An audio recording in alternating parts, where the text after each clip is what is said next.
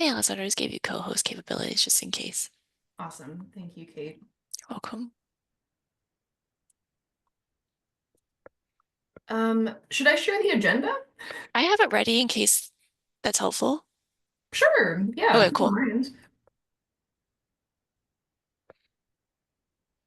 This brings me back to the old COVID days where we were only online. I know it's kind of like a blast from the past. No. I'm very glad that we will be back in person next month. Obviously with a virtual option, as always.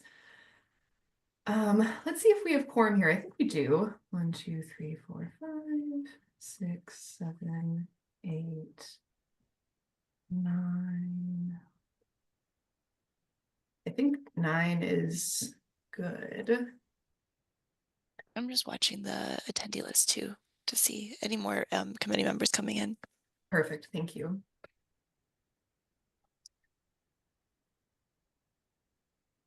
Okay, yes, we should be good.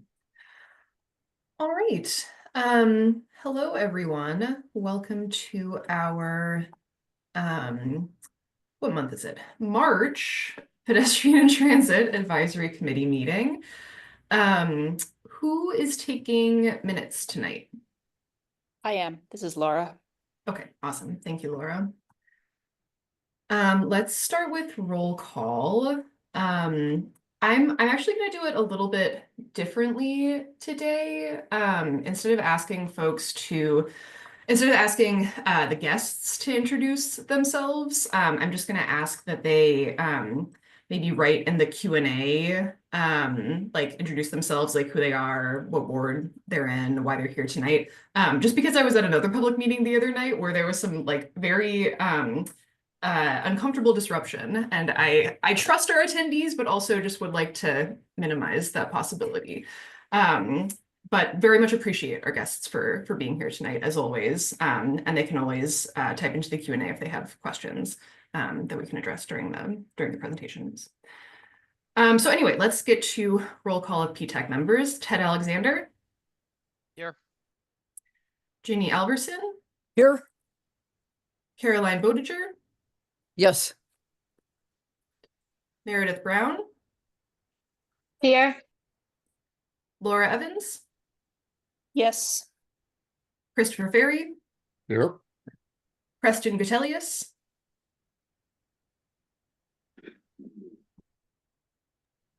Here. Awesome. Satoka Hirai. Here. Brenda Marvin. Brenda just joined, so she might be taking a minute to go to panelists. Awesome. That's totally fine. Brenda, I'll come back to you so you can say your word. Steve Mulder. Here. Barbara Myers. Here. Bianca Norkunis cannot be here tonight. She emailed me. Vitor Pamplona. Here. Zach Rosenberg. Here. Alessandra Sider, myself. Rob Stanzel. Don't see Rob. Carol Vugaris. I don't see Carol. And Brenda, I'll come back to you.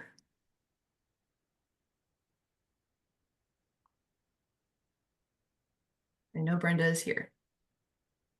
But we can move on. Ex officio, Willem Baugh, our city council representative, who I do not see in attendance. Kate White. Here. And Justin Schreiber, who I'm assuming cannot make it tonight. No, he cannot join this evening. Sounds good. Fantastic. Thank you all for being here tonight. Oh, and then Jackie Stagneri, who's not a member of PTAC, but is also going to be one of our presenters tonight. Do you want to introduce yourself, Jackie? Yeah, sure. Sorry about the cat. I'm sure some people can relate. Yes, but hi everybody. I'm Jackie Stagnari. I am the project manager in the parking department. Here to talk about the parking and curb use study and a few agenda items. Thank you for being here, Jackie. We're very excited to hear an update about the study. All right. I would normally ask you all to vote on the minutes, but they are not quite ready yet. So I'm gonna propose. I don't know if we have to vote on it. If people have objections, please make them known. But I'm gonna propose that we vote on them at our next meeting when they are actually ready for the committee to look at. Does anybody have strong feelings against that? Okay, Beautiful. Hearing none.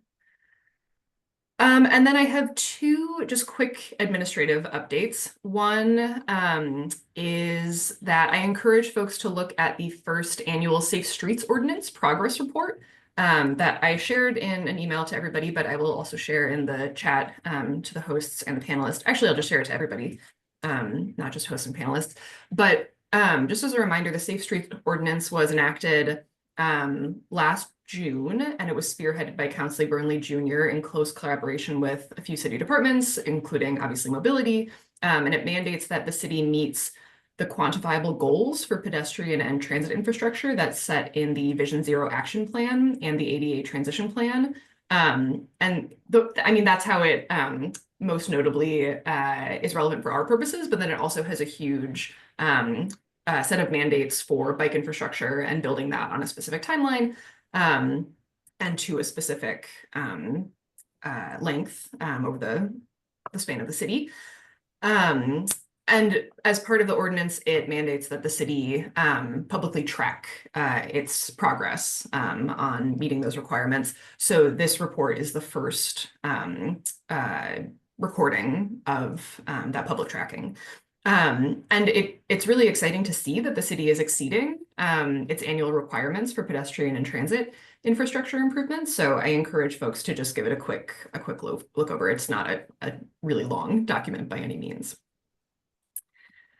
And then the other thing that I just wanted to remind folks about is that there is a public meeting coming up next Tuesday, March 25th at 6:30. It's a virtual meeting, but it's going to be updates from the Mass DOT project team working on redesigning McGrath Boulevard, which is obviously a huge project that our committee has been focused on for a number of years now. This is going to be a chance for Mass DOT to present updates to the design that they previously shared publicly in February of 2024. And it should be, I think it'll be a really interesting presentation to see. And I encourage as many folks to go as possible so they can give feedback. But I think we'll also probably be writing a letter in response to the design updates to the project team. So just keep an eye out for that opportunity as well. Alessandra, it's Ginny. Can I mention something else that kind of goes along with what you just talked about? Yes, please do. A couple of days ago, I happened to be looking at Consumer Reports health issue, and the National Transportation Highway Safety Administration is proposing rules that may require redesigning of SUVs in an ordinance for pedestrian safety. I honestly believe we should support that. Because I'm really tired of taking my life into my own feet when I go anywhere. Because vehicles are too tall and can't see pedestrians. Yeah, I think that's a great point. So this would be a federal change. Yes. And I suspect it would involve some local reporting and requirements as well. Awesome. But it didn't really indicate that. Yeah, let me put that on the list of stuff to take a look at for next month, and maybe we can get some sort of short advocacy letter together if they're still taking public comment on that. Okay, I'll help you work on it if you'd like. Thank you, Ginny. That would be awesome, and I appreciate you bringing that up. National updates to SUV. All right, fantastic. Anybody else have administrative updates or requests they'd like to make before we move on in our agenda? All right, fantastic. Moving on to subcommittee updates.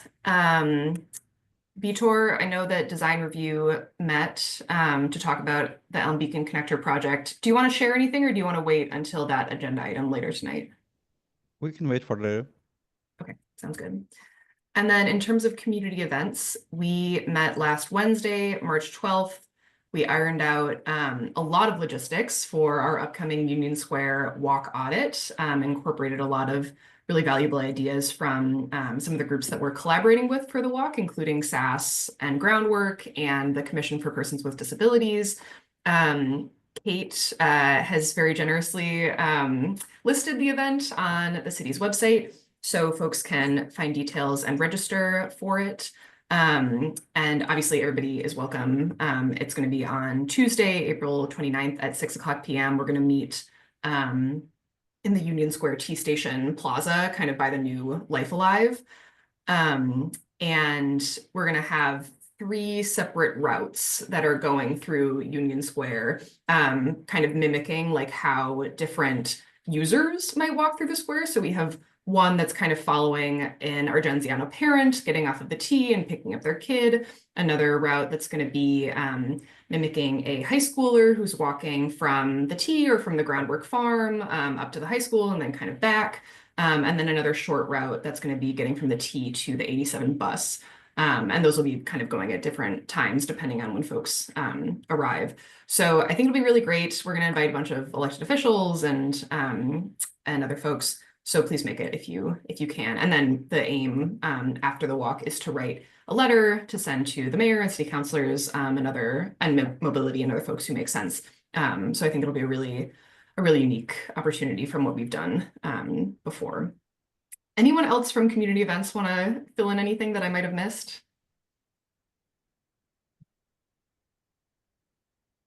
Okay, awesome.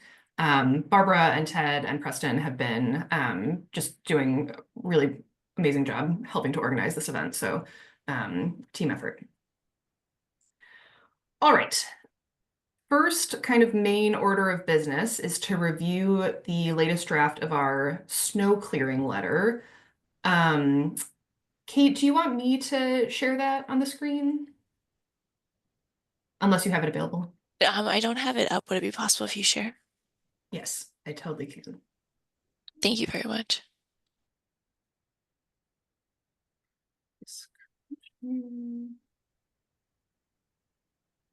All right, and Vitor, I'll let you walk through the letter. Awesome, thank you. So the letter is still the same that it was last month, but I'm gonna just walk you through to make sure everyone understands what's there. We have a little intro. I think we made specifically like 13 points to the city that we're requesting them to do more on those points. If you go a little bit lower, Alexandra, first one is just regulating snow and ice differently, figuring out a different framework for ice. In general, we don't want to see ice anywhere at any time, even during storms. So there must be something different on the way we execute both the planning and the cleaning of those sites, as well as enforcements for ice separately, just to make sure we are safer out there. The second point is about making the snow regulations themselves a little bit stricter. We have been reviewing what the other cities do. The city of Minneapolis, for instance, reduced the allowance from 6 hours to 4 daylight hours after there's no stops falling. So they have to clear their sidewalks in that time. And there is a few adjustments that we could make just to make sure the windows of service are tighter and so that the consistency of our cleans are just slightly better.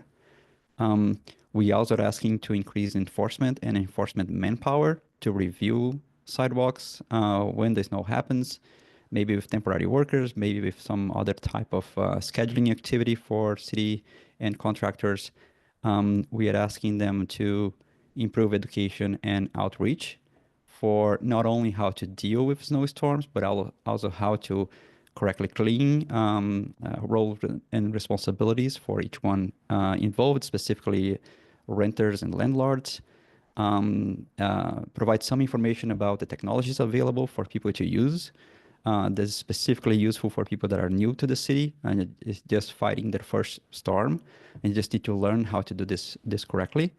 And of course, service guides if you have contractors available or the teenager crew available, make that more clear to everybody that, these are services that people can hire, and that is, and specifically in the teenager side, that, this is legal to do. As you know, it's, underage work permits is a bit weird. And, if you don't know anything, it's hard to figure out if you can actually hire people or not. Other than that, so we also talked a little bit about how minor storms sometimes are generate more problems than bigger ones. And so there might be a different regulation just for minor storms, or at least different activities from the city from minor storms, just to make sure those minor storms are also covered. And this happened in the first snowstorm of last December, if I have it correctly. We kept the 24-hour period for a full recovery for mobility across the city. If we can make that go, I think that would be awesome, as a consistency measure that we know that after 24 hours, the city is fully open. We're also asking different regulations or different ways to address for specific types of activities, like construction zones, for instance, that are often either laggards or they don't really do what's needed from a cleaning standpoint. We're asking businesses to do more, in a sense that they don't only have to clean their sidewalks, but if there are snow piles from snow plows around them, they could also be responsible for removing that snow, specifically in front of their store. We think, if we have a consistency on that behavior, it would be better for businesses as well. So it's just a little bit more for them to get their own business back on track as fast as possible when a storm happens. Increase fees and standards for renting landlords. If you are making money from from residents, I think it is acceptable to expect that you should do more, and you should never leave your sidewalks uncleared, because you essentially know you have been here for a while, you know how this should be done, so you should be doing a little bit more. We need to make sure bus stops must be clear if buses are running. So in some cases, there might be emergencies that buses are not running, and in those cases, we might also defer the clearing of the bus stop. But if they are running, they should be clean at all times, including during the storm. We are also asking new sidewalk design guidelines to make sure we understand when we are proposing and reviewing projects that certain sidewalk guidelines are being designed or are being requested and reviewed specifically to deal with better ways to clear, or more interesting, for instance, the better drainage channels for snow when it melts down and has a chance to then refreeze into ice. So those I don't think we have a very clear understanding of what that design for sidewalks specifically targeting snow clearing could be, and it would be nice to have like just one package of information for us to consider when we're reviewing projects out there. We're asking the city to explore partnerships, of course, to just get as many private entities involved in this effort as possible, as well as training them to do the best they can to be consistent across the city. I think the consistency here is the biggest problem we are fighting. And lastly, but not least important, we're asking the city to explore the feasibility of transferring the responsibility of clearing sidewalks from private owners to the city. And how much would that cost? And if you have to raise taxes in order to pay for those things, can we expect a discount on what people already paying today to clear their sidewalks or not, and what those activities could look like? So this is just an exploration. It's not really to actually do it, but we need to at least understand where we are at. We did some just calculation, very rough calculation on our side. If we have 35,000 homes in Somerville, and each one is paying about $1,000 to clear all sidewalks during a complete season, a winter season, which happened this year, for instance. I think people are on average paying $1,000 to clear. Then this effort from a private perspective is worth $35 million. And maybe the city can do the same time of clearing with more consistent results for that amount of money. In that case, the private owners would just pay taxes instead of paying individual contractors out there. It could be something to explore, and maybe the city could do a little study on this. And that's pretty much it. It's a pretty big letter, but I think most of the points are positive, and we're just encouraging them to be as consistent as possible in kind of all ways and means that we could expect. Awesome. Thank you, Vitor. Super thorough letter. I know that you and Barbara put a lot of work into it, so thank you for thinking about this issue so thoroughly. I see Ted and Steve. I just want to make one small comment before I go to them. In the explore partnerships but take the lead section, I think I would feel more comfortable just like asking a single entity at the city to take the lead on snow clearing rather than like kind of prescribe that it be mobility. Like they may not be the best team or most well-equipped team to like coordinate snow clearance citywide. And I think we should maybe kind of say that we would like a single team to coordinate it, but kind of leave the decision of who up to internal departments. But I think that's my only comment. I will go to Ted and then Steve. Thanks, and thanks, Vitor and Barbara, for the letter. I think it's great. Really agree with everything in there. One just really minor change I'd like to propose in that paragraph 13 about the cost. Just to say something like our members who hired contractors or some of our members, something just because I personally didn't spend $1,000 on snow clearing this winter, so I just wanted to make that more precise. But otherwise great. Thank you.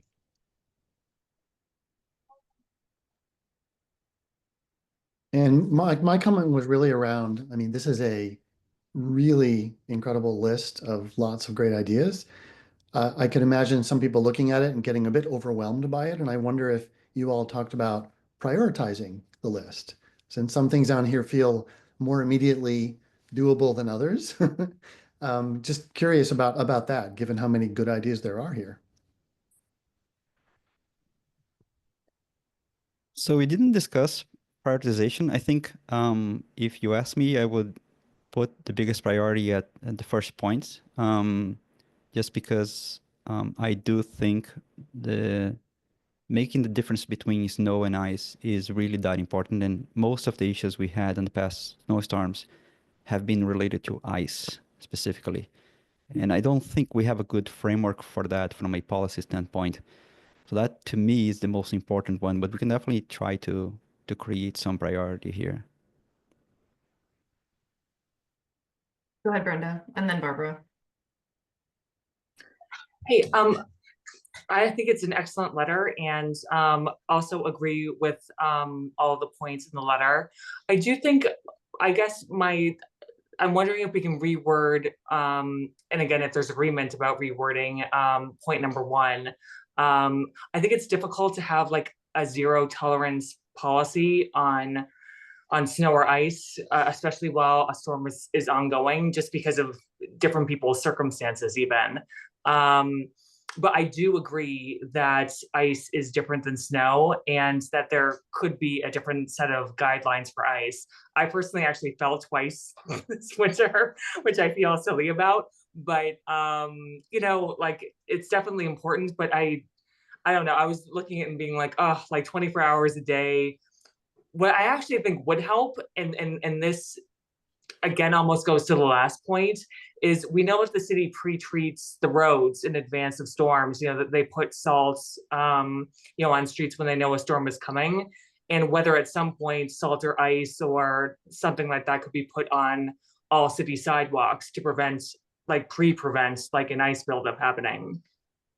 But again, that costs money, I realize that, so it's sort of like a wish rather than something that we can make happen right now.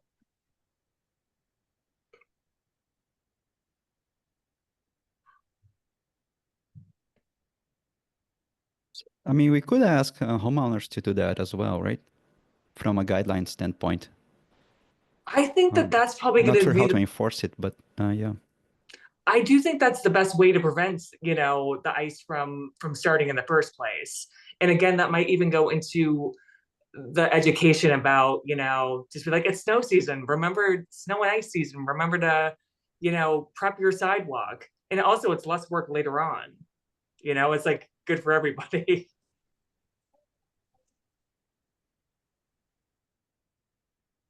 Go ahead, Barbara. Yes, as to the pre-treat, I think the thing with ice is we saw so much of it because we had so many small storms with fairly minimal snow accumulation. And when that snow is not cleared off and it melts and then freezes overnight, it becomes really almost impossible for a normal homeowner to remove. You don't have a tool that gets rid of it. And so I think our concern was that ice can be prevented by early treatment of snow.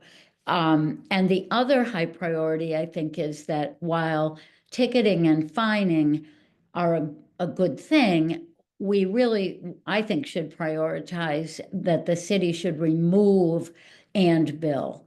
But for those of us, Brenda, I too have come close to falling on this ice or stay home to avoid it. The fact that my neighbors are being fined doesn't really make it safer for me at the time. And if the city could just, they see it, they remove it, and then bill the homeowner, I think that would save us.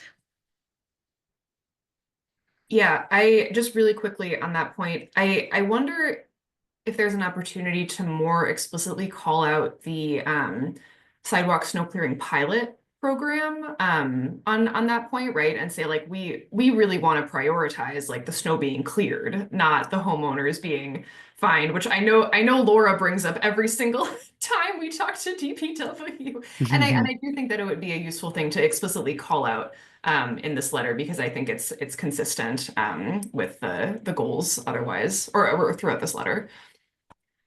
Ginny, please go ahead. Okay, I think one of the other things we need to consider when we talk about this is the safety factor for people with disabilities. We're ignored, and that's just not right. I mean, someone in a wheelchair could really get hurt badly. Someone who is blind that can't see the ice could get really hurt badly, and that's not really considered, and it needs to be. We need to strongly stress prioritizing safety for people with disabilities. And they need to join us on that. Yeah, thank you, Jenny. I think it would probably be useful to explicitly call out folks with disabilities in the letter. Are there any specific points that you would want to see made or just like an explicit acknowledgement that this is really beneficial for folks with disabilities? I think the biggest point is please, please, please utilize technology if it's available and cost affordable. Please use the resources you have and get rid of snow before it refreezes, even if that means there has to be a graveyard shift worked. Great, thank you. So just in the interest of time, because I know we have a packed agenda to get to, but I feel like we got some really good feedback on this letter. Well, Vitor, do you feel good kind of going back and making these changes? And then I guess I propose that we vote to send the letter once Vitor makes the changes and send it to, I guess, the mayor and city councilors and mobility, DPW probably as well. Yes, that is what I propose, but I see Ted has something to contribute. Sorry, I know we're tight on time. Just a quick suggestion on the prioritizing comment. I'm wondering if we get, instead of explicitly like ranking them, especially since we won't be able to vote on like what the ranking is, whatever, just sort of acknowledge that maybe some of them are easier to do than others, or some of them may be more urgent than others, and kind of let the recipient figure that out. Because I think it is kind of clear from when you read through them, like some can be done sooner and some are kind of more aspirational, if that makes sense to everyone. I see lots of nods. All right, do I have a second for my proposal? Which again is incorporating all these edits and then sending to the relevant city people. I I'll second. I'll second second. that. Amazing, so many seconds. All in favor, please say aye. Aye. I All opposed? All right, wonderful. Thank you again, Vitor, for your really hard work on this letter, as well as Barbara, who I know was a huge contributor to this. Excited to get this off to the city folks. I, at this point, am going to turn it over to Jackie, who is going to tell us all about the progress on the parking and curb use study that the city did, I think back in 2022 now, right? Yes. Okay, go ahead, Jackie. Yes. So hi again, everyone. And just checking, you can hear me? Perfect. Yes, so I'm gonna start off with a brief overview of the study. I know some people are familiar with it. Some people were, involved in it, have heard about it, but, some of you may be newer, and so I'm gonna give a little bit of an update, kind of talk about the process, and then where we are now. And I'm gonna touch on several recommendations and I'm not gonna go through every single one, but if you have any questions or there are specific ones we don't touch upon that we want to talk about at the end, I think I'll just run through, the slides, and then we have time for discussion at the end, I believe.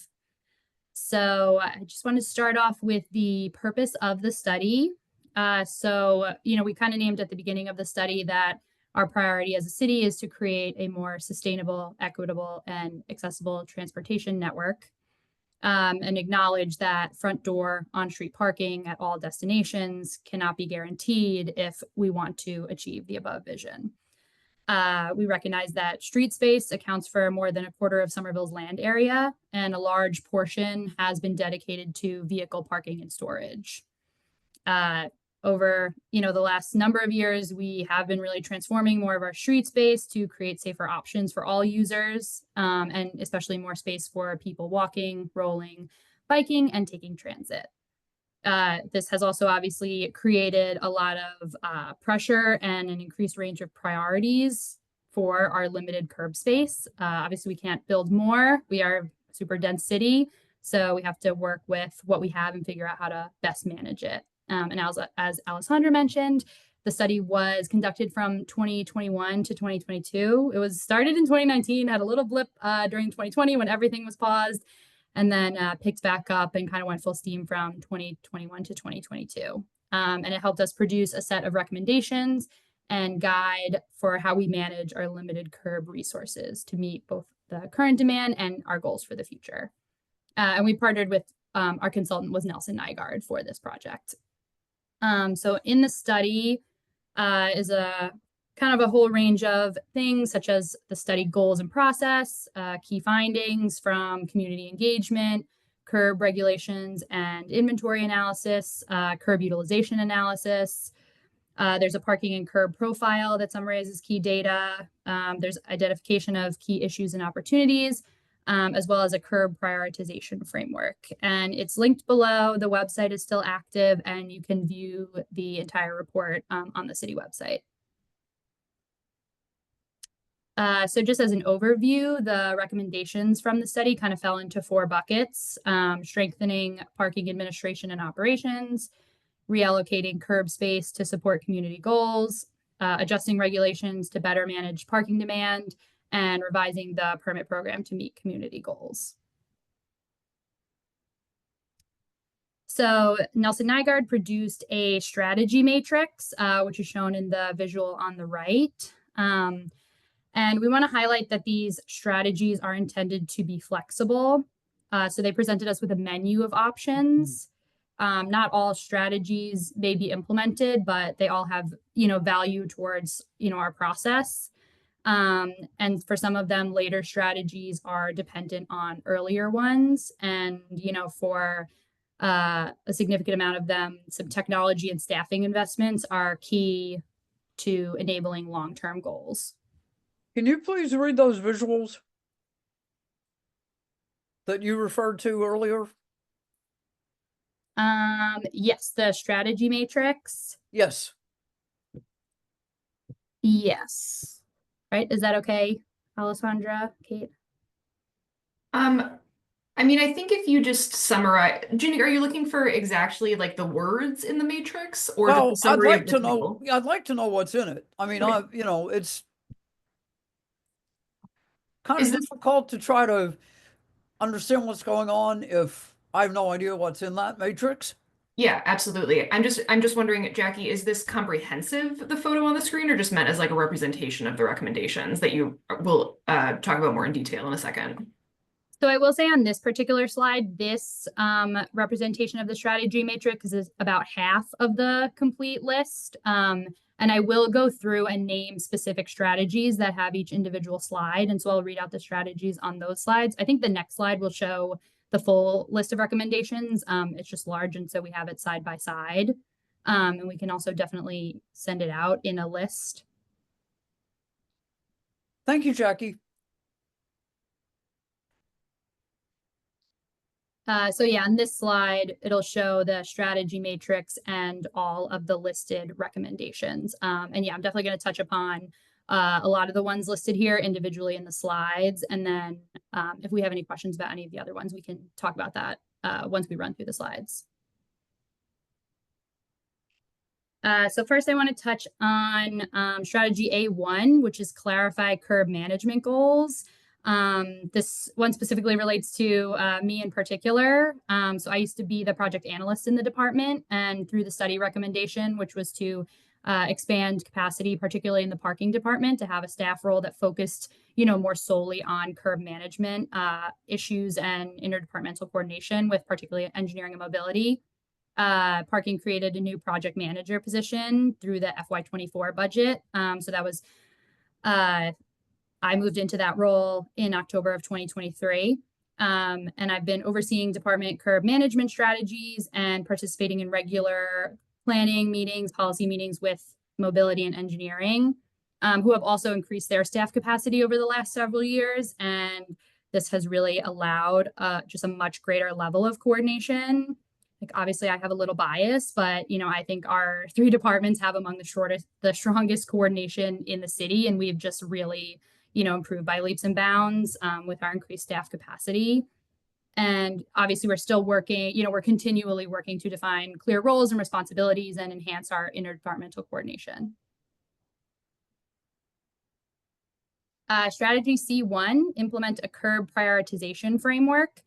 So the study includes a graphic. We just included in plain text here, but you can find it in the study as well. So the idea is when we are redesigning a street or a street segment, we look at surrounding land uses and the area context to rethink our curb management.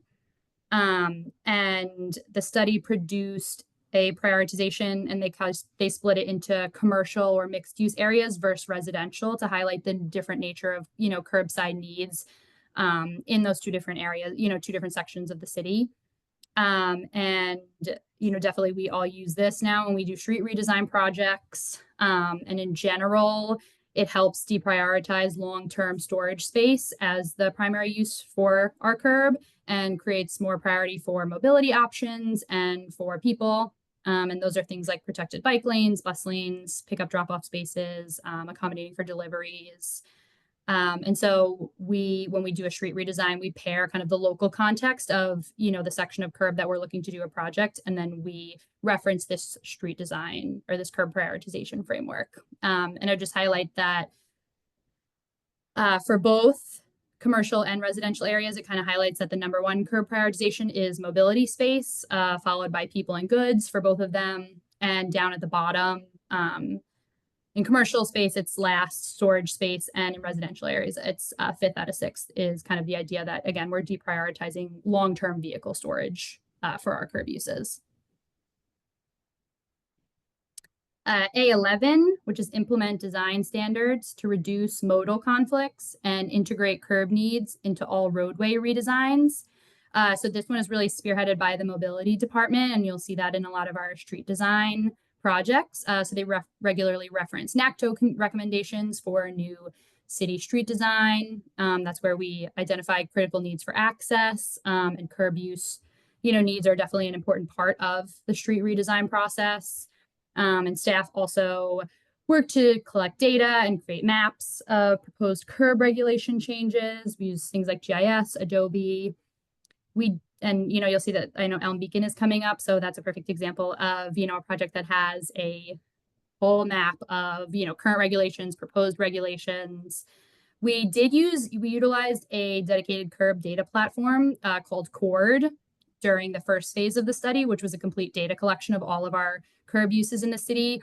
That vendor did cease operations. And so while we have the data, we haven't found a platform that best fits our needs that we see, kind of to be our home for the long term. So we're definitely keeping an eye on it, but we haven't at this time identified another vendor that we'd like to pursue for that.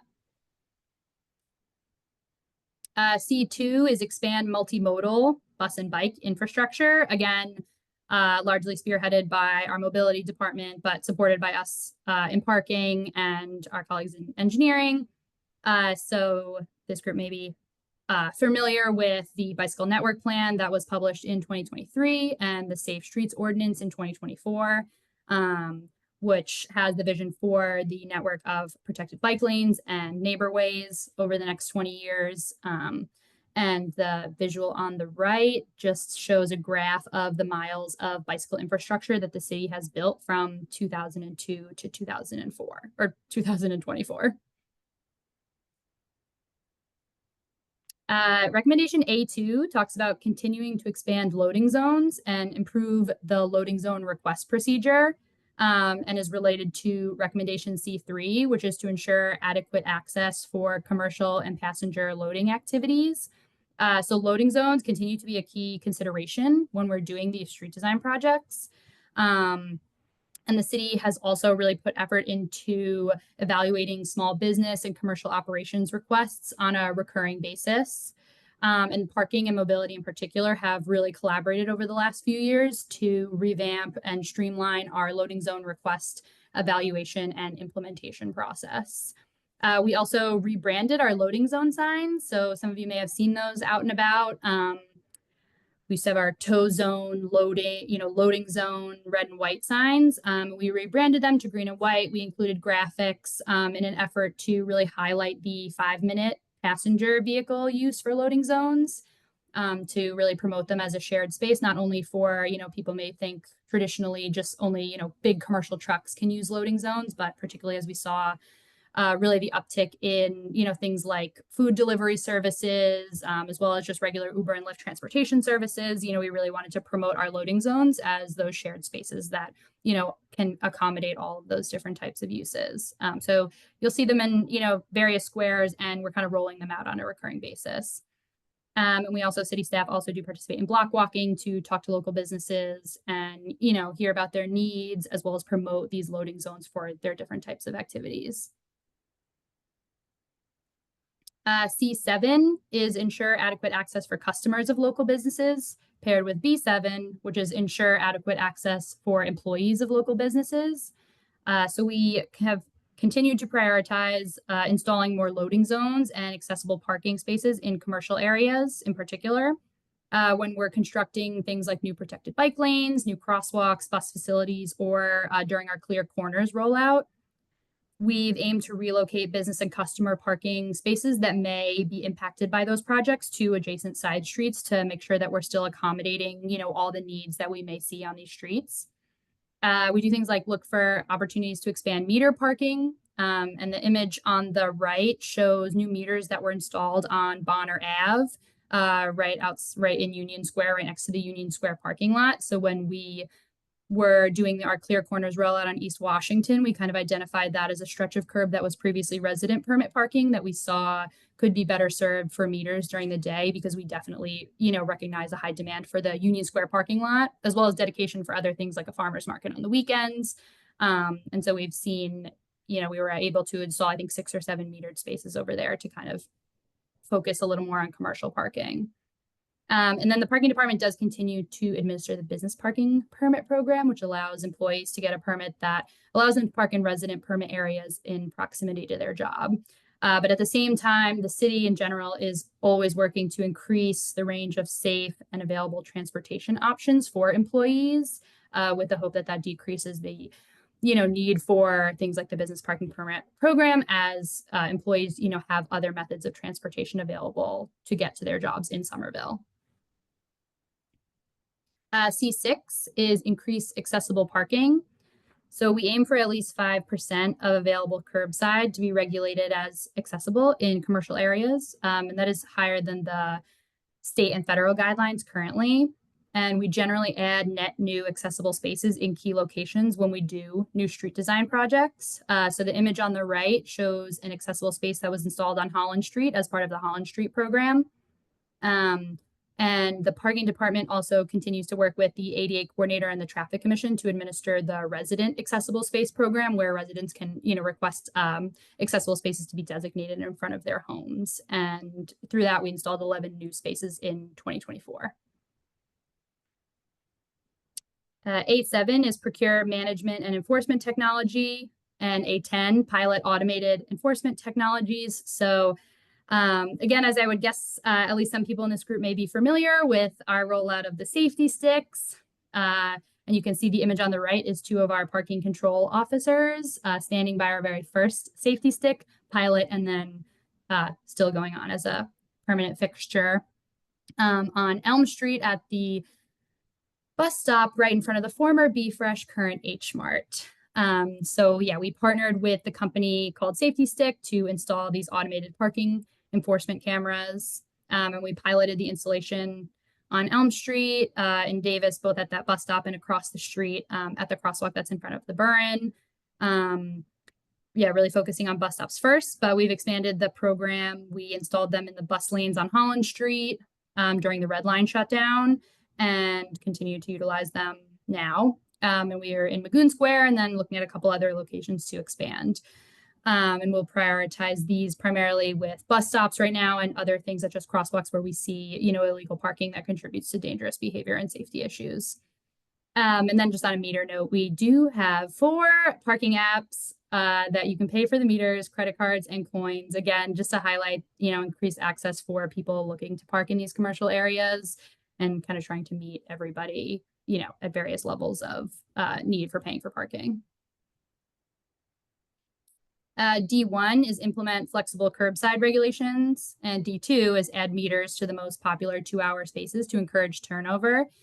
So we have continued to really highlight our monitoring and evaluation of the effectiveness of our loading zones.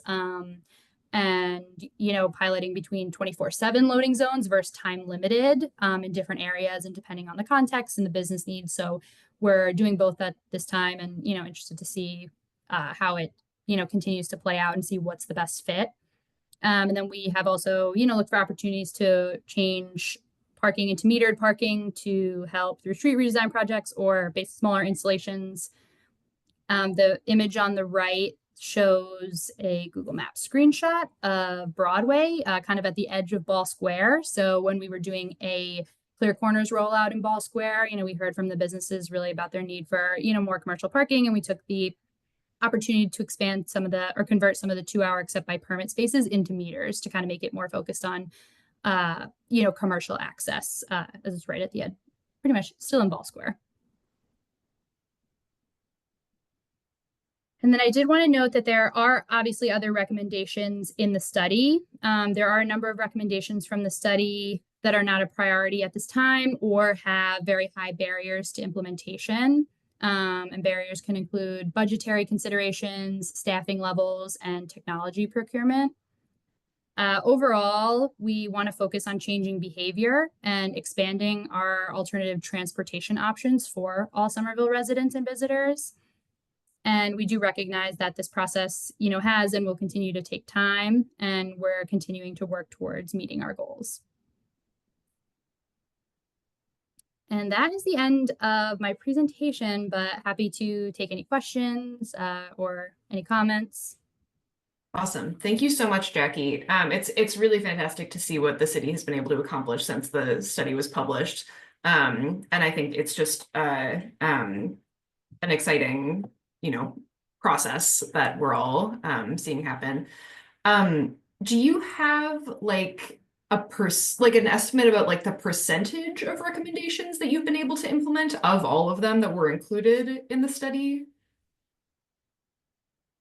Not off the top of my head that I want to say out loud because Yeah. I'm not sure it would be right, but I will say when we go through the recommendations, the large number of them we are in some way making progress on. And I guess I would highlight too that a lot of the ones that were identified as high and medium priority by the consultants, especially, we have, are part of our workflow and we've made progress on. I would say a small number of the low priority ones have kind of to date been the high barrier to implementation ones. Gotcha. Cool. That's useful to know. And then one more question before I open it up to others. Do you have like a target goal for how many safety sticks you want to implement across the city, or just kind of, as many as possible to take care of like problem parking areas? At this time, there is not an identified number. I think our director likes to use the phrase, we want to make sure we can walk before we run, and that we're not kind of amping up, too quickly. There is, an operations perspective to consider. All of the tickets are reviewed by a staff before they are issued, and there is a time frame component that we have to meet by law in order to be able to send, tickets by mail. And so that is an important component of it too, and making sure that we're not just having these cameras, issuing all these tickets, but we can't keep up with our end on the administrative side of things. And then also just making sure that, we're making kind of informed decisions, particularly in partnership with the MBTA and with, our colleagues in mobility and engineering on where we install these. So I think at this time, we're still, kind of slowly making sure that we're moving, at an appropriate speed that we can, keep up with kind of all aspects of the program. Totally makes sense. Go ahead, Christopher. I have sort of one question, one suggestion. One is what percentage of do you get for like false positives on the safety sticks in terms of, they're taking pictures, no, there's something there, but you're not able to make out a license plate or other, information to actually be able to issue a ticket? Unfortunately, I do not have that answer. I can check with our director and see if that's, data that we do have and we can share out later. But unfortunately, I don't know the answer off the top of my head. Okay. Just if it's like, half of them or a quarter or whatever. I was just thinking that because I saw a truck offloading in front of the H Mart and it had its ramp down. I'm thinking that's directly in front of the license plate. So, and then also with the safety sticks again, I have noticed that they have the signs saying that there's automated enforcement. I'm not sure that if you're looking at it from a perspective of trying to change behavior, that requires the ticket to actually be issued. If it were more prominent and maybe instead of a sign, actually using paint in the spaces so that, somebody who's pulling in would definitely see, this is outlined in yellow or hash or something that says automated parking enforcement, so that people don't overlook yet another sign on a pole. What do you mean people overlook the signs? Everybody spends all their time reading all the signs in detail. Yeah. We'd never be able to get her across the city. Yeah. Thank you for the feedback. I'll pass that along. Kate, I saw you unmute. Did you have something you wanted to contribute? No, Jackie answered it, but thank you. Any other questions or suggestions for Jackie?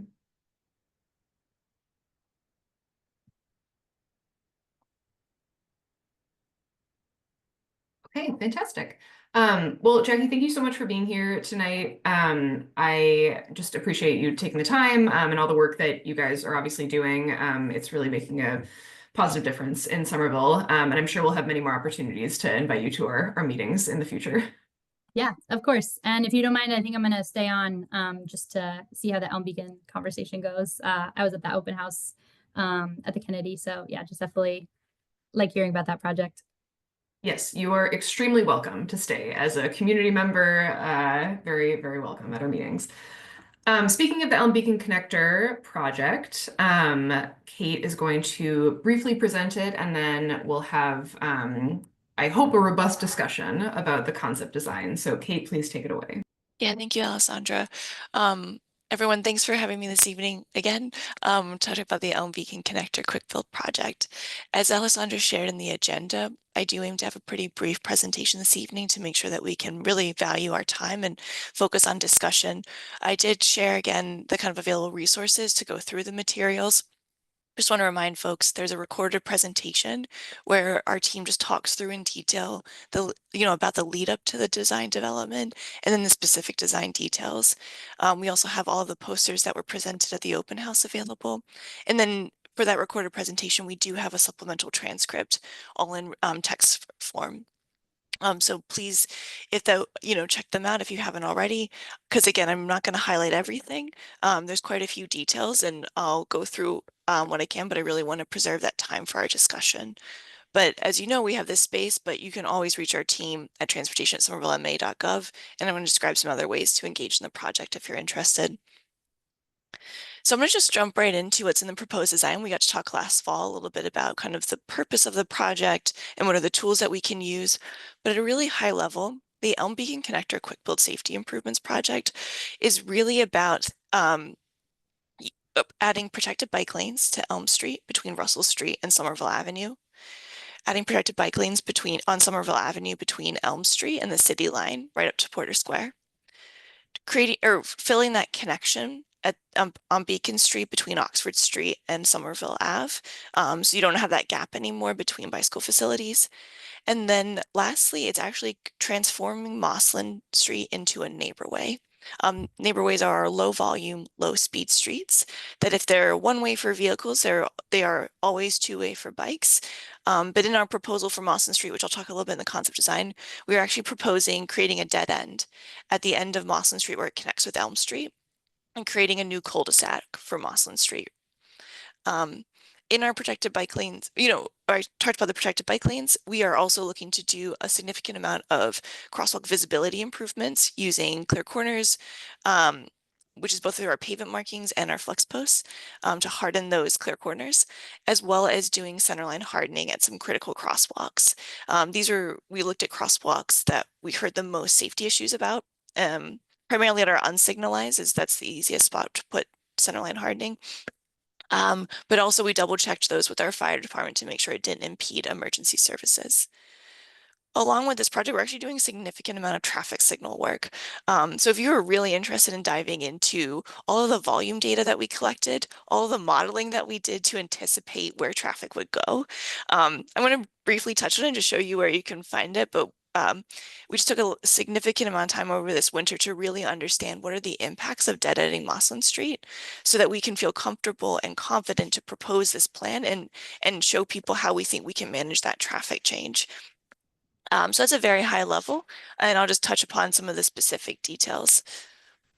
Oh, I should mention too, we did do some bus stop relocation and consolidation, in particular on the Route 83 that's on that Somerville Ave portion between Porter Square and Elm Street, and I'll talk in more detail about that.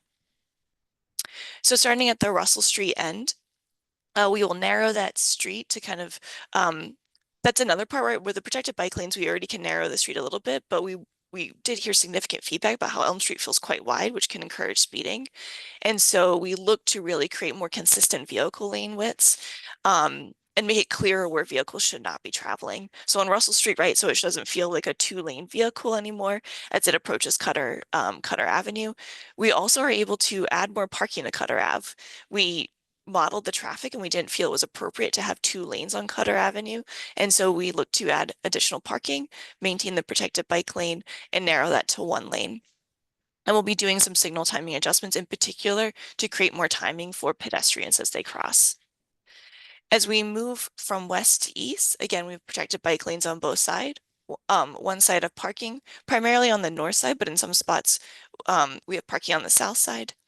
And we're really looking to clear those corners to increase visibility at all of the crosswalks across Elm Street, as well as across the side streets that parallel Elm Street. was really excited to bring to PTAC this evening our proposal for Beach Street and Elm Street. I think all of us as users of the crosswalk across Beach, it is rather long, and we were really excited to coordinate with Cambridge, who share with us that they are excited to remove the current medians, which then allow us to create a much larger kind of right-angled curb extension on the south side of Beach Street and narrow Beach Street to one lane in each direction to really simplify the movements through there, right? If you are in a motor vehicle and you are on Beach Street and you approach Elm, it is a little chaotic, we like to say, as you're trying to either connect to Willow or travel onto Elm.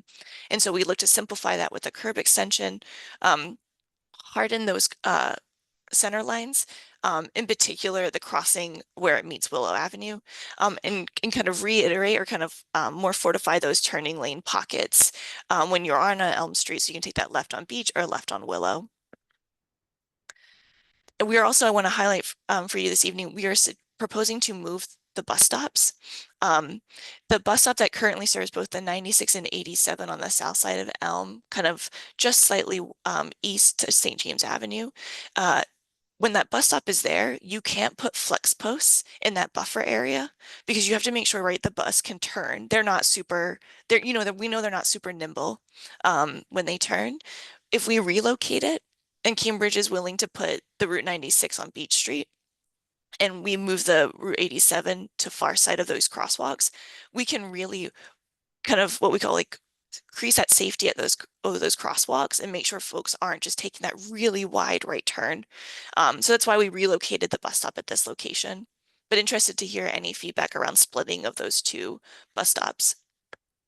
As we continue west, the Porter Square area is one of our more challenging as this is a quick build project and we can't move curb ramps. So right now we're proposing centerline hardening at that crossing right to the east of White Street. And again, protected bike lanes on both sides and maintaining the bus stops at this location.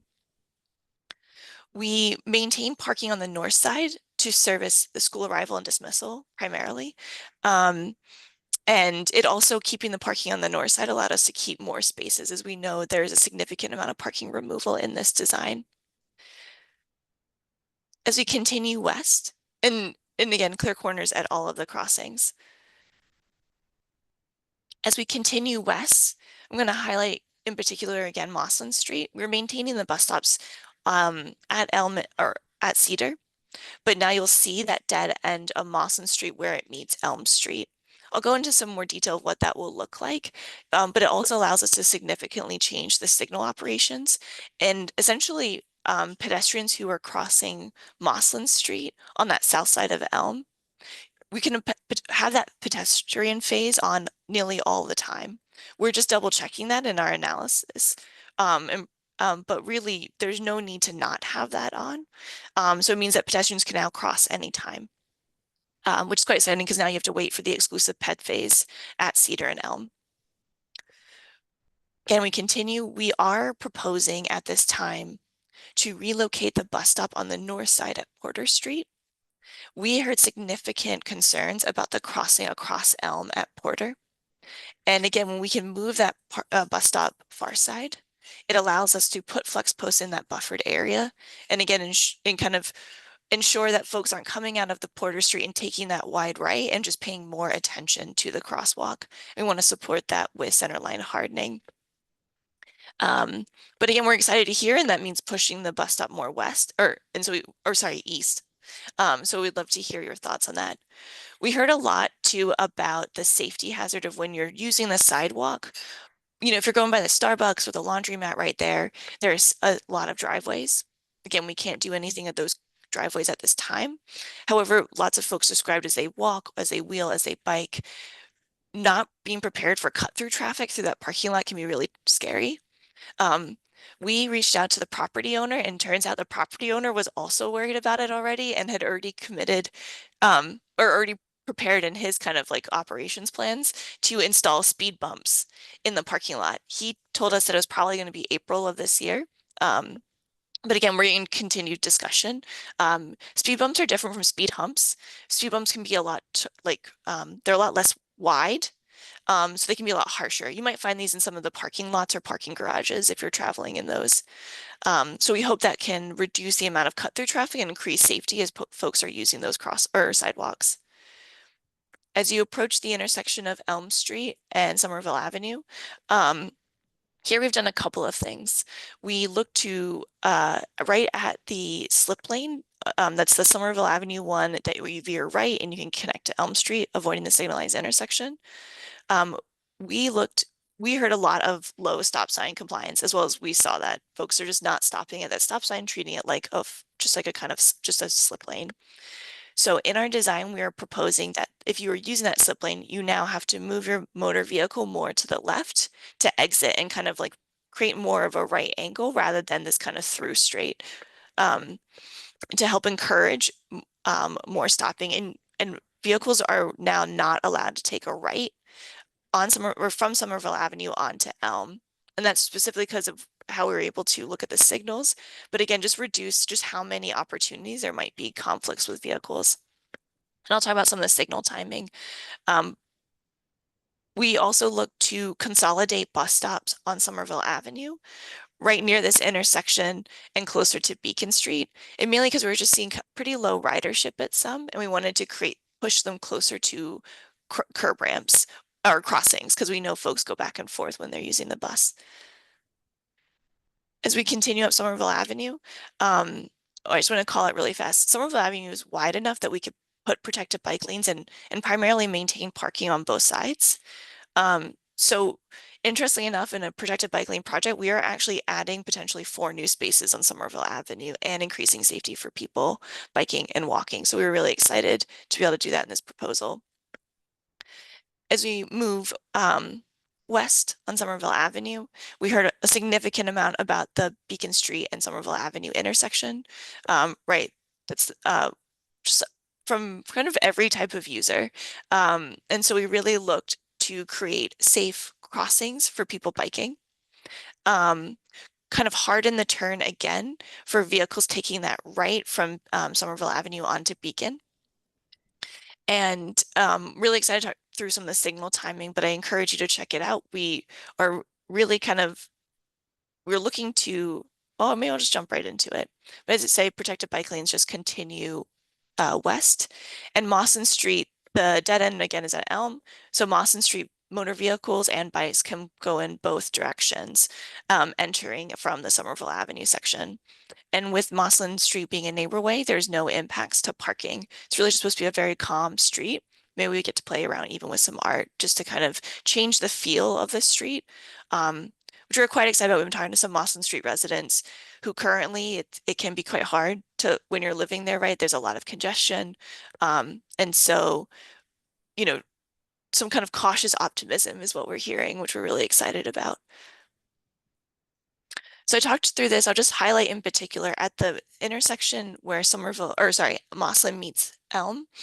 Right now, our proposal includes a dead end that has 2 dedicated, kind of about 20 feet in length, bike lanes right on the edges so that you can have that in and out.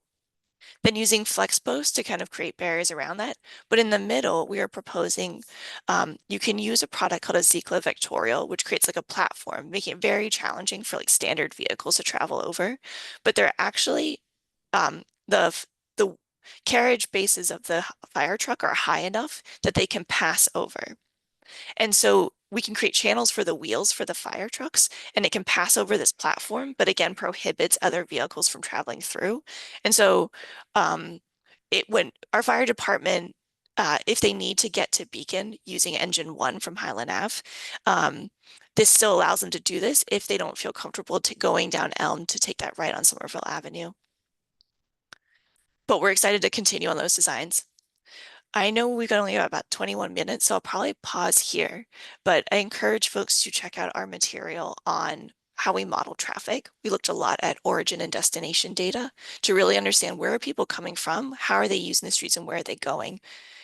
And I just want to highlight that we are very confident based on what we're looking at.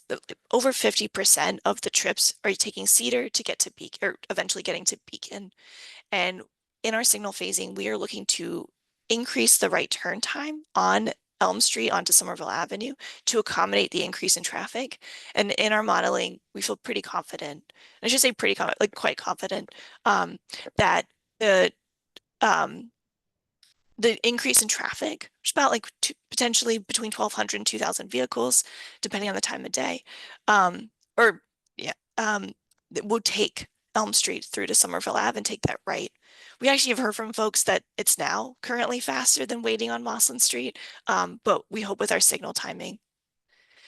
So the materials you have, we go into deep detail. You can see the existing and the anticipated traffic. And then we've created visuals that talk through the specific phasing for each phase of the traffic signals at Elm Street and Cedar, and then at Somerville Ave and Elm, which again, we're really excited. That's increasing the right turn time for motor vehicles. And also, instead of having an exclusive pedestrian phase, we are now having it at dedicated times, but that don't conflict with motor vehicles turning. So please check, or I'm excited to hear this evening if there's any initial thoughts on that. And the same thing for Beacon and Mossland. So I'm going to pause here and just note to folks that this is a quick build project. We are really excited about it, and we are working towards finalizing that design for this year. When we were designing this project, we were going to use funding through the U.S. Department of Transportation Safe Street for All grant. Might have seen some of the news last week.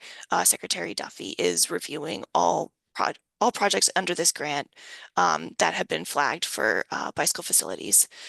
So we've been doing some scenario planning already over the last couple of months to kind of think through how to continue with, obviously, we're deeply committed to this project if we happen to lose some of that funding. So that's why you'll see a very large implementation window. We had been aiming by the end of November 2025, but we just want to forecast that uncertainty very early to folks, as well as, right, we knew we were pushing it, and we took the time a little bit more this winter to dig into that traffic modeling. So those are kind of the two main reasons, and just wanted to be really transparent to folks. So I'll pause there for discussion. We've got a whole bunch of opportunities to share your feedback over these next couple of weeks, but just excited to talk with you all this evening. Awesome. Thank you so much, Kate. This is a really exciting project. I'm sure everybody knows by now because I can't stop telling people that I live in the project area, and I think that these changes will make my personal commute to and from work much easier and safer and more comfortable. And thank you for all the really hard work that your team has done on this so far. I think I want to ask Vitor to just start us off and maybe summarize the design review meeting that you guys had earlier this week and some of the feedback that came up in there. Thanks, Alessandra. Yeah, we had an awesome meeting about this project. I think we are all in agreement that this is probably one of the most effective uses of capital that the city is going to do this year in terms of how much it is getting done for the amount of capital that it needs. All of the changes are super interesting. And we did talk to a lot about of the things that you already mentioned, so I'm not going to recite those. But for instance, the cut through traffic on the Starbucks and the parking lot in Porter Square are massive issues today, and they don't need to be addressed in this particular plan. But we think it's important to, as we move forward, figure out a better plan for them in the later stages. We are very interested to know what's going to be done on the Beacon Street Park or the new area that is in there. And interested to know if this is Somerville's or Cambridge's plan to know like what's going to be there per se. There were a few comments that I think could be interesting for discussion here. On the school side, on Kennedy, the loading zones are only on the north side, which means that people are dropping their kids off from the other direction, the south side. They will need to do a U-turn to drop them off. There may be some thinking on that level of maybe we have one of the loading zones on the south just to avoid having all those U-turns happening in front of the school during rush hour. What else do we have here? on the part of the Somerville Avenue, especially close to Beacon Street, that area there is feels very industrial. And one of the things that people have saying is like, can we use some of these parking spaces to put some trees in there? Even if it's in the middle of the road, but like, later on we can make a better job, of course, with them. But just to cut some of the feeling of just being super industrial. And some of the parking spaces there really don't really have a usage for it. There is one specifically between Mossland and the Beacon Street entrance there on the other side, on the south side, which just feels, that one in the middle of the screen, just feels very random. Like there are no business there. There are nothing you can do in that particular spot. And you have to park from when you go east. So and people usually going the other way to Porter. So it's just really weird to park over there. And maybe that is a good place for a few new trees and, some interesting greenery there, just to make sure, we can cut through some of that industrial feeling that is there. And lastly, I think on the bus stops, we did notice that they feel very far from one another. I understand that this is just a usage preference from the city, but they did feel very far from the other ones that are, I imagine, before Elm's entrance there from this particular slide. But it's just that was only the question we had. Otherwise, we think the project is great. This is going to be very interesting to see being actually coded, put in practice. On the Mossland Street, there was a further question. Well, like, why did you choose the north face to close instead of the south face? And is that a requirement? Is that something that we can change or not? And why do our firefighters feel the need to use this street instead of going around like everybody else? Thank you, Vitor. Zach and Laura, because I know that you guys were also at that meeting, do you have anything else you want to add? We talked a long time, but did not come to any good conclusions. So at Elm and where the grocery store parking lot is, I guess that's White, Elm and White, is often a rather chaotic experience because cars and bikes and peds are coming from all different directions. And we are trying to think if there's a way to improve the flow, but we didn't have any good ideas. But because this is mostly a cleaner version of what the flow that exists today. Yep, I think you covered everything from my end.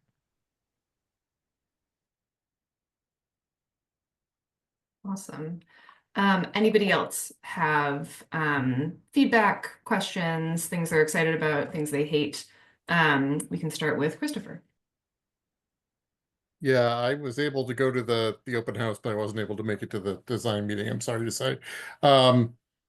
The thing about the Porter Square Exchange and White Street, yeah, there's a lot of pedestrian flow during what am I thinking, rush hour. But I understand it's a quick build project, but especially that opening to White Street. I know you'd have to work with Cambridge. I would love to see that as a continuous sidewalk or some sort of at least a speed hump at that entrance, because we're likely to get people. I mean, most people should go down Somerville down Elm to Somerville, but that's the next cutover if you're not doing Mossland and you're going the other direction. And there's already a fair amount of cut through. Those sidewalks are surprisingly narrow and people end up in the street on garbage day or at other places. I really wouldn't mind seeing White Street get the same treatment as Mossland. I don't see a particular need for that to be a flow through. I know it would push people into the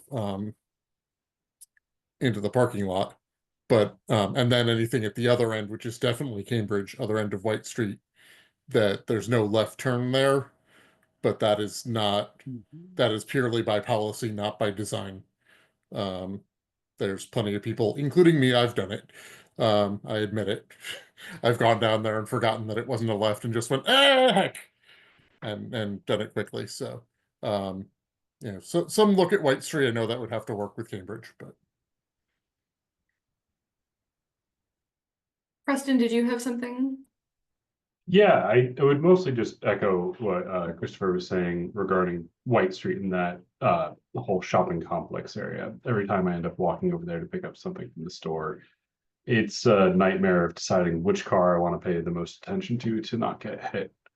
It would be lovely if that developer could simplify their entrance exits. It would be pretty simple for them to do rather than having, 3 separate exits, especially the 2 side by side for the left side of their parking lot.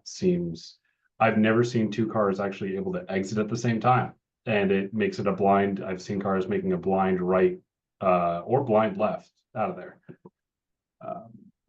And beyond that, I'm very excited about the Beach Street area improvements because I walk through there and I also drive through there when I drive to work, and that's gonna feel a lot better. And I think it will actually be faster. Thanks. Just a quick question actually on the Beach Street intersection, because I totally agree. I think these changes are going to be a huge improvement. I'm so excited for the new pedestrian space and for the clarification on turning movements. I think that'll really reduce a lot of conflicts. But just curious, Kate, if you have insight into what we couldn't expect in that pedestrian space, like benches, plantings, like what's possible? Yeah, thanks, Alessandra. And I wrote down a couple of the questions that I got. So just want to quickly ask, what works best for answering questions? Do you want me to kind of go through what I heard and respond? Or, yeah, okay. Yeah, go ahead. Okay, cool. I'll answer yours first, and then I'll kind of work my way through if that works. In terms of what we're considering for the extension, we're really excited that we we don't totally know yet. Just the fact that we could do it we were just excited that we could get there. It's something that we've definitely heard in the last 2 weeks of feedback is like, could plantings be considered, in particular native plantings, native plantings or pollinators, given that we just, the city just had our pollinator action plan. Currently, it's both Cambridge and Somerville and Mamas have some planters kind of on the Cambridge side. And so I think there's already some kind of momentum of having some more planters. At this time, things like benches, we just want to double check if that all makes sense. It still will be asphalt. So right now it's clarifying, making sure that it will feel like it's a curb extension, but because it's not concrete, we're just trying to do our due diligence. What could we put there, and what makes sense for maintenance? And I think that was also one of your questions, Vitor, was what are we going to do with the Beach Street extension? I think you called it Beach Street Park, which is so lovely to think about, and maybe it will feel like that. And yeah, like I said, we're just not sure yet. But this is Somerville's call, not Cambridge.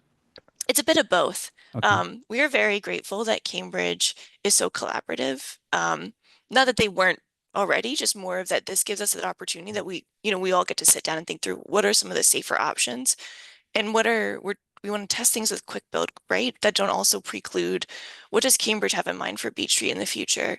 And what can we learn from our quick build? So we were really working closely to understand that. It was really exciting to talk through just bus movements together and then bring that to the T. But yes, no, we will be painting, but it will be partially in Cambridge. Okay, some of the other questions, my apologies as I look through my notes. Oh, the feeling of it quite industrial on Somerville Avenue and parking. We definitely understand and we know there's been a history of kind of how successful trees did in Somerville. Let me see if I got one right out. No, I think it's my closest one to the edge. As you all might have seen, Cambridge cited some new trees closer to Porter Square on their section of Somerville Ave. And so we're excited to kind of see how do those trees do. I will say when it comes to planting trees or testing those on the asphalt, at this time, I don't think our arborists, our arborist tries to think of the longevity of the trees. And so keeping them in the sidewalks so they can have dedicated tree wells. That's our, we're really trying to think through that. And I don't know if that would be considered, but it's something that we can always take back. And things like planters, we always just like to make sure that if we pursue something like that, that there are plans to maintain it. Someone's out there watering. This is a very, very sunny spot. As someone who's also walked several times on this section, it is very warm in the summer, and it is still a high volume street. We also sometimes we've had planters in our community, right? And sometimes they get run into, and just trying to make sure, right, that we have everything in place that those could be maintained. So that's why we can take that feedback back, but right now with our quick build scope, we're primarily just thinking of the pavement markings, and definitely happy to hear the parking feedback. We are also trying to think it's about, oh, actually, I have the slide. My apologies as I just go through. For the parking impacts, this table is really helpful. Right now with the proposal, we're looking at a 51% decrease of parking on Elm Street. And even though we get to increase that bit on Somerville Avenue, we just want to be aware of watching those impacts once that occurs on Elm. So hear the excitement for other things. We just want to be conscious of that. Okay, the other one was on bus stops, correct? Feel very far away from one another. And that is that distance from bus stop to bus stop, or that distance of the pairs being connected? No, from the north face of the new one back to the one before the entrance to Elm Street on Somerville Avenue. Right here? Yeah. So moving away from, okay. They feel very far, like whatever is on the west side of this, there is another bus stop over there. Yeah. From that to this one feels very far. Okay. Cool. Thank you for clarifying that. I wanted to make sure I understood that. So those are the north side. Yeah, I think when we measure them, they're all still within the recommended distance of the MBTA, but that doesn't mean that that's what we feel comfortable with. So I'll take that back to the team. Did I happen to, oh, White Street. Thank you for this feedback. We have a running joke in our team.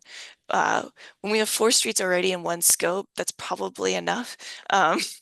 So we're not adding a 5th street, but we are always excited to hear that excitement for White Street. White Street is designated as a neighborway in the Somerville Bicycle Network Plan because of the co-responsibility with Cambridge. We would do this in collaboration.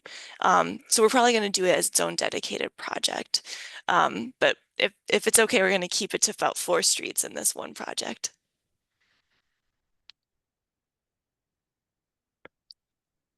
Don't know if I missed any, but thank you, Design Review, for also trying to explore solutions around Porter Square. That is something that we'll kind of continue to think about, but found really challenging with only quick build. But just thank you for taking the time to also think about it. One thing, I mean, just one thing we were throwing around in Design Review was like keeping either side to either entrance or exit, right? And like having just one lane for both of those things, right? So like the west side could be an exit only lane, but it could just be one instead of 2 right now. And then the easternmost entrance exit could just be an entrance, or vice versa, right? Which could like limit some of the confusion of like just what's happening at those spots. Yeah, and for folks who may not already be aware, the Porter Square shopping center was bought by another group, the Wilder Group, and there's definitely desire, or the management group has voiced desire to collaborate and talk. So even though we can't specifically change the parking lot, given it's not public right away, it's something that we're excited to bring all this feedback back to folks. They probably are already aware of some of it too, but we are excited that there seems to be some desire for more dialogue than we might have seen historically.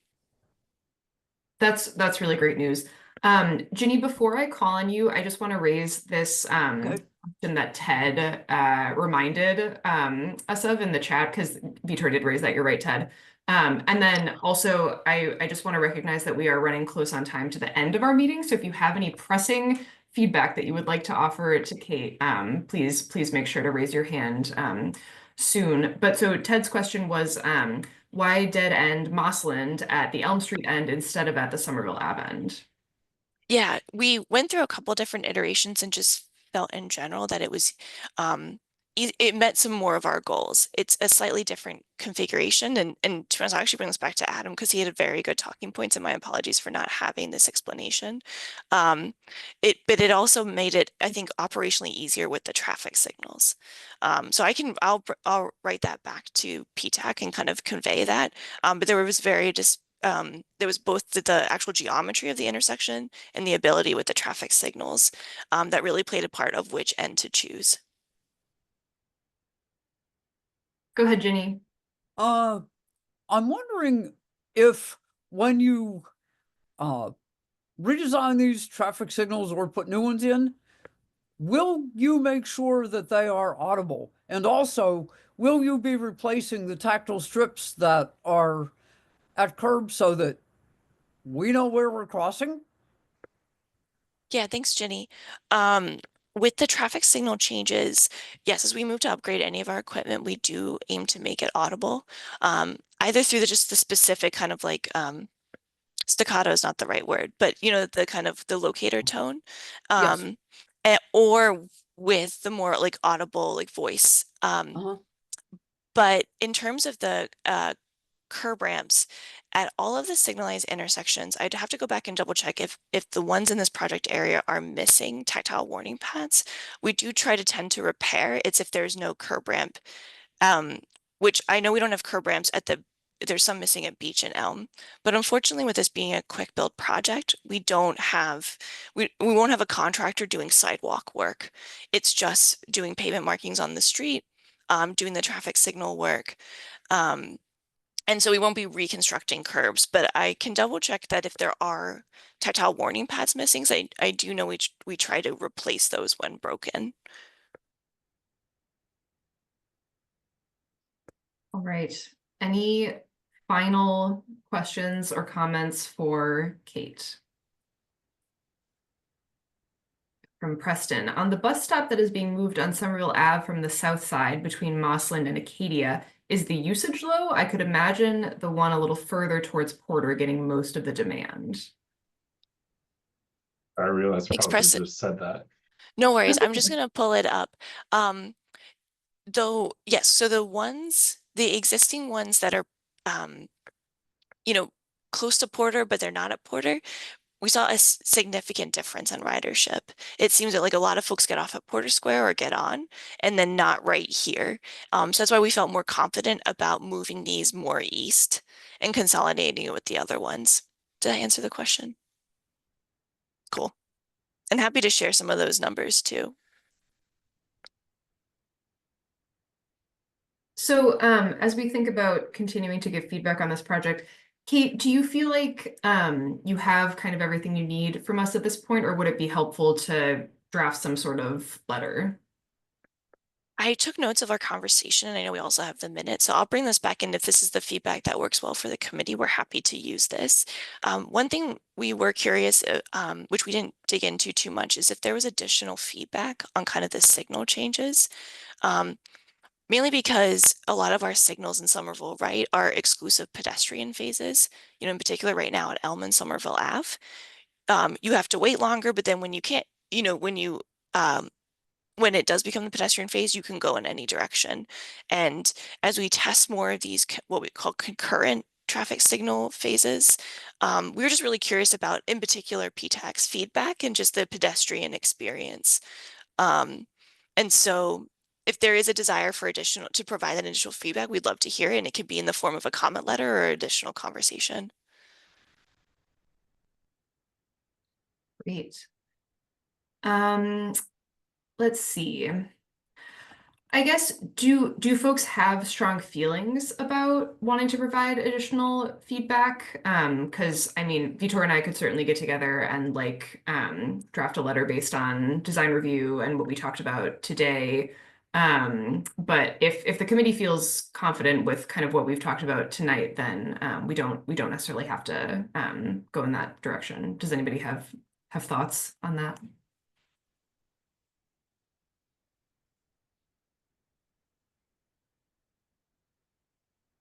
All right, this is Ted.